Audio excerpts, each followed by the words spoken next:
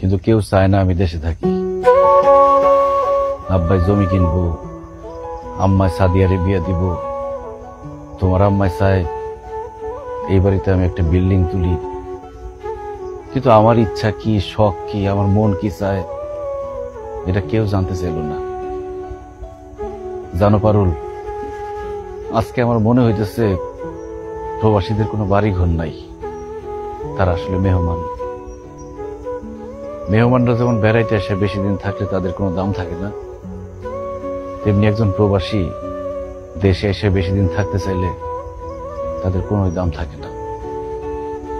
একজন প্রবাসীরে কেউ ভালোবাসে না, ভালোবাসে তার টাকারে।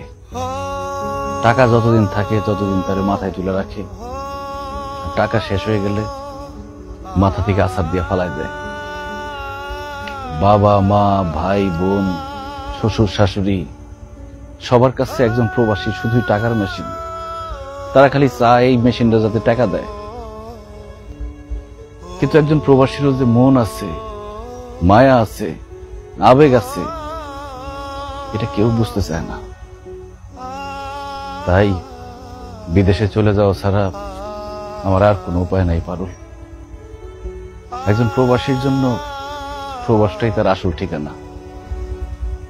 আমি জানতাম আপনি দেশে থাকতে চাইলে কেউ রাজি হইব না, কিন্তু জানেন আপনি যে কয়টা দিন দেশে ছিলেন আমার মনটা অনেক বড় ছিল। আপনি চলে গেলে আমার মনটা অনেক ছোট হয়ে যাইব।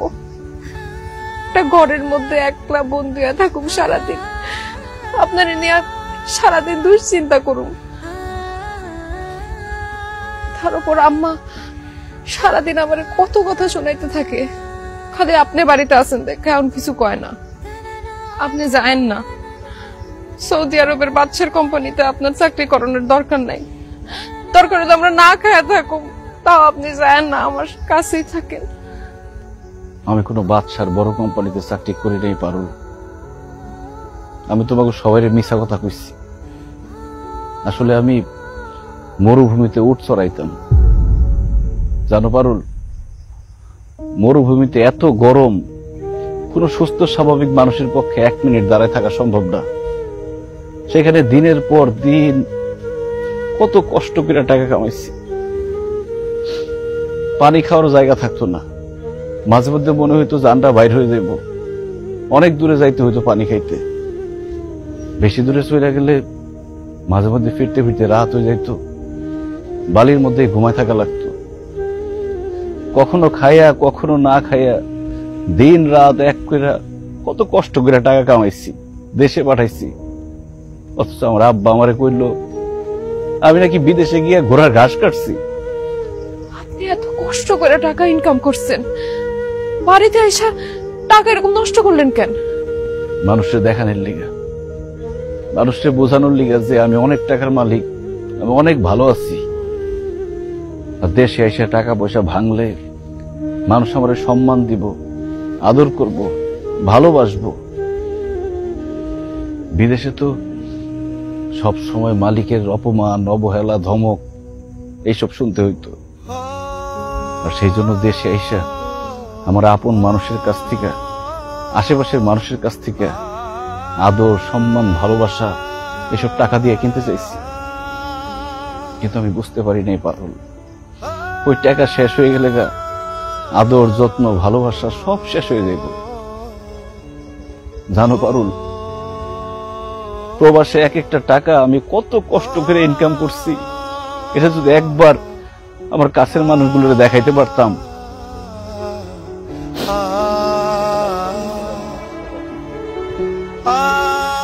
তুমি আসলে ঠিকই বলছিলা পারুল, আমার এত কষ্টের টাকা দেশে এসে এইভাবে নষ্ট করা উচিত হয় নাই। আজকে সেই টাকাগুলো যদি থাকতো, আমার একটা সাহস থাকতো, বল থাকতো, আমি বিদেশে না গিয়া দেশেই কোনো একটা ব্যবসা করতে পারতাম।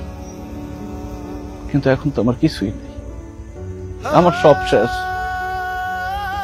এখন তো বিদেশ যাওয়া ছাড়া আমার আর কোনো উপায় নাই।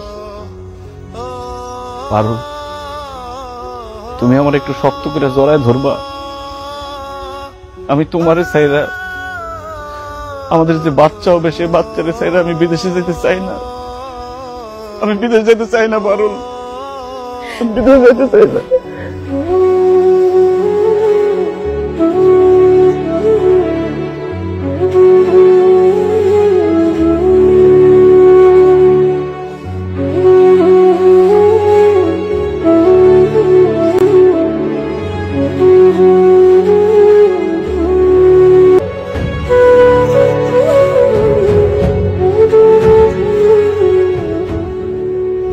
কান্দিস না রে বোন, নিজের খেয়াল রাখিস আর ভাইয়ের লিগে দোয়া করিস।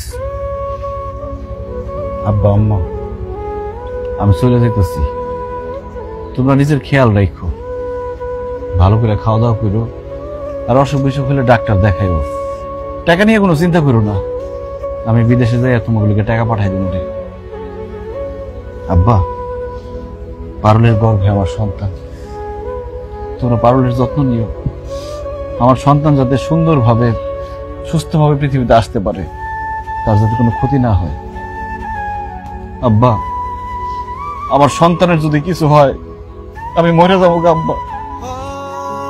খুব ইচ্ছা ছিল আমার সন্তান হওয়ার সাথে সাথে তারে আমি দেখবো, তারে কোলে নিব, কিন্তু সেটা তো আর হইল না। আমার ভিডিও কল দিয়ে দেখায়ও, আর ওর কানে কানে কয়ে দিও যে এটা তোর আব্বা। আমার জন্য তোমরা দোয়া করো, আমি যাতে বাইসে আবার দেশে ফিরতে পারি, আমার সন্তানের মুখটা দেখতে পারি, আমার সন্তানের মুখে বাবা ডাকটা শুনতে পারি। বাজার আর কান্দিস না, বাজার কান্দিস না। আমরা তো অবশ্যই তোর বউ দেখে রাখুক, তুই চিন্তা করিস না। তোর সন্তান, তোর বউ সবাই খুব ভালো মতন থাকবে ইনশাল্লাহ। বাবার নিজের খেয়াল রাখিস, খাওয়া দাওয়া ঠিক মতো করিস, বাড়ির কথা চিন্তা করিস না। আমি আছি, তোর আব্বা আছে, শাশুড়ি আছে, আমরা বউ মানে দেখে রাখবো।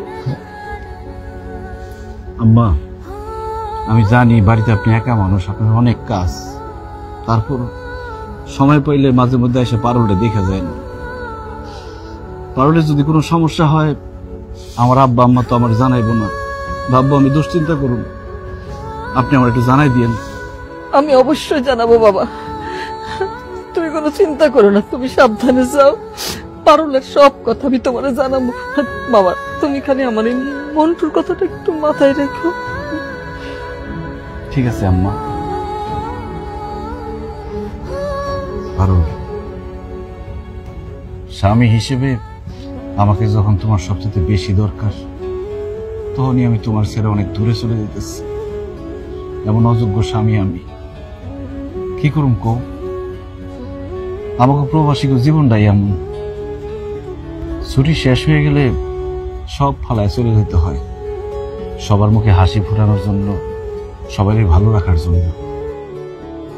আমি জানি আমি সবার মুখে হাসি ফোটাইতে পারলেও এবার তোমার মুখে হাসি ফোটাইতে পারব না, কারণ তোমার মনে কষ্ট দিয়ে আমি চলে যেতেছি। আমার মাফ করে দিও পারো।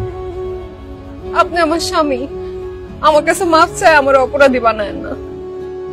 দোয়া করেন যাতে আপনার বাবা হনের স্বপ্ন আমি পূরণ করতে পারি, আপনার আপনার সন্তানের মুখ দেখাইতে পারি। আরো দোয়া করেন যাতে এই দেখাই শেষ দেখা না হয়। কি কইতেছ? এই দেখাই শেষ দেখা হইব কেন? আমার ছোট খালা সন্তান জন্ম দেওয়ার সময় খালা মারা যায়, আমি যদি মরে যাই আমার মাফ করে দিয়ে। তোমার কিছু হইব না পারো, তোমার কিছু হইব না।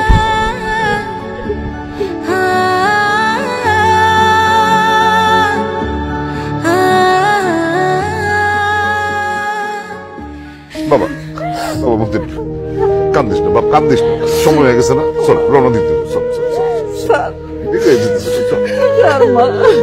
যাওয়ার সময় কান্দে নাই, চল।